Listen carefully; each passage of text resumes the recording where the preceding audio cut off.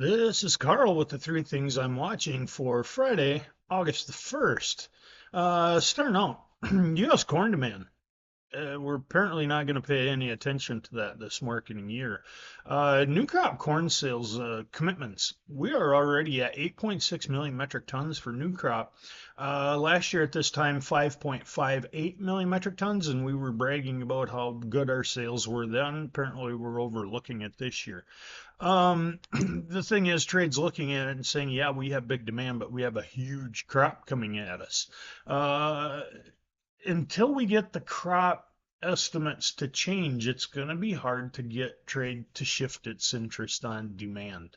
Um, that's the thing is where trade's looking at it and saying, okay, well, you got this big crop, you have to have big demand. So I'm gonna watch that. Sooner or later, though, we're gonna start to see the market shift around.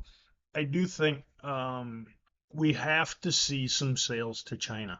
We just have to crack that open.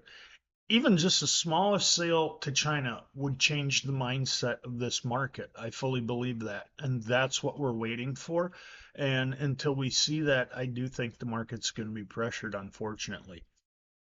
Second thing I'm watching here, rains in the Western Corn Belt. Not that long ago we were talking about drought, and boy, that has changed out there. Parts of Iowa picking up in the month of July, almost 20 inches of rain.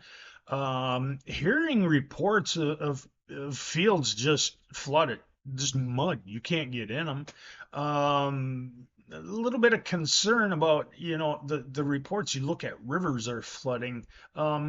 People saying that water is actually just seeping up through their foundations. And I mean, I've been in Iowa where some of this is reported, and I'm going to tell you, crops out west do better with a little bit of drought stress than excessive rain.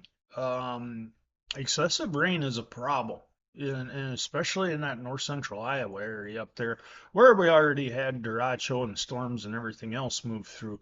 Again, looking at it, you got to start to question these yield estimates that are coming in. And quite honestly, at this point, you almost have to ask if the USDA is correct.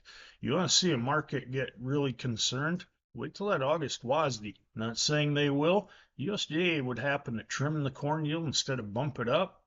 I think that would definitely be it. Not saying it's going to happen.